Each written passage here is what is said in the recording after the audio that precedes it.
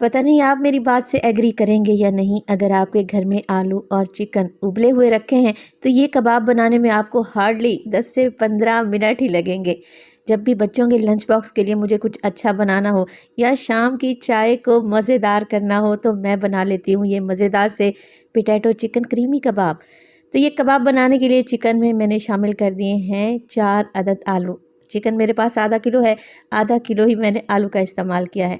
बस जी अब कुछ भी नहीं करना, लहसुन डालेंगे, टेस्ट के मुताबिक नमक डाल लें और आलू चिकन को बॉयल करने के लिए पानी डालें, कवर लगाएं और तकरीबन 10 मिनट के लिए आलू और चिकन को बॉयल कर लेते हैं। लंच बॉक्स के लिए आलू और चिकन को रात में ही बॉयल कर लें तो फिर आपका काम ही आसान हो जाए। तो यहाँ पर 10 मिनट के बाद चिकन और आलू कुछ इस कंडीशन में आ चुके हैं। आलू भी गल चुके हैं और चिकन तो ऑलमोस्ट गल ही चुका है क्योंकि मैंने बोनलेस चिकन का इस्तेमाल किया है। वैसे आप हड्डी वाला चिकन भी ले सकते हैं। अच्छा, जैसे ही पानी ड्राई हो जाएगा तो मैं क्या करूँगी, दोनों चीज़ों को अच्छे तरीके से मैश कर लूँगी, एकदम क्रीमी बना लूँगी। अब इसमें डालेंगे कुछ मिर्च मसाले जो बिल्कुल भी ज़्यादा नहीं है।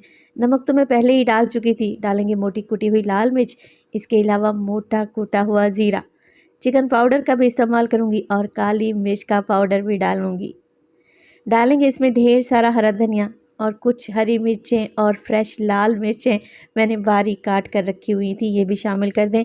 बच्चों के लिए बना रहे हैं तो आप इन्हें स्किप भी कर सकते हैं। क्रीमी कबाब बना रहे हैं तो डलेगी इसमें क्रीम। कुकिंग क्रीम का इस्तेमाल कर रही हूँ, तकरीबन 4 से 5 टेबलस्पून। तो अच्छी तरीके से सारी चीज़ों को मिक्स करें, वेल कंबाइन कर लें। अच्छा, ये कबाब बनाकर आप 2 से 3 दिन के लिए फ्रिज में रखकर इस्तेमाल कर सकते हैं, बिल्कुल भी ख़राब नहीं होंगे। मिक्सिंग हो जाए तो नमक को चेक करें, नमक यहाँ पर एकदम परफेक्ट है। चलें जी, कबाब बनाना स्टार्ट करते हैं। अच्छा, कबाब आप कोई से भी शेप से बना सकते हैं, मैं इन्हें ओवल शेप में बनाऊँगी। देखने में खूबसूरत लगते हैं, बच्चों को इंटरेस्टिंग लगते हैं। तो ऐसे ही कबाब बनाकर रेडी कर लें और तकरीबन आधा किलो चिकन और आधा किलो आलू से मैंने ढेर सारे कबाब बनाकर रेडी कर लिए हैं। अब क्रिस्पी कोटिंग के लिए कॉर्नफ्लेक्स को मैंने मोटा मोटा सा तोड़ लिया है, साथ ही इसमें ब्रेड क्रम्स भी शामिल कर दिए हैं। मिक्स करें और एक साइड पर रख दें। 2 से 3 अंडे अच्छे तरीके से फेंट लेंगे।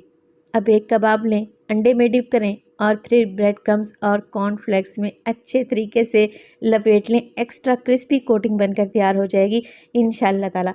आप इसकी डबल कोटिंग भी कर सकते हैं।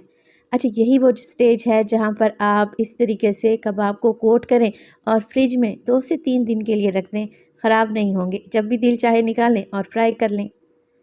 अच्छा, ये कबाब शैलो फ्राई होंगे। फ्राइंग पैन में थोड़ा सा ऑयल डालें, उलटते पुलटते रहें, कबाब पर अच्छा कलर आ जाए तो बस ये क्रीमी कबाब निकाल लें। तो देखें, लग रहे हैं ना टेस्टी। रेसिपी मस्ट ट्राई वाली है।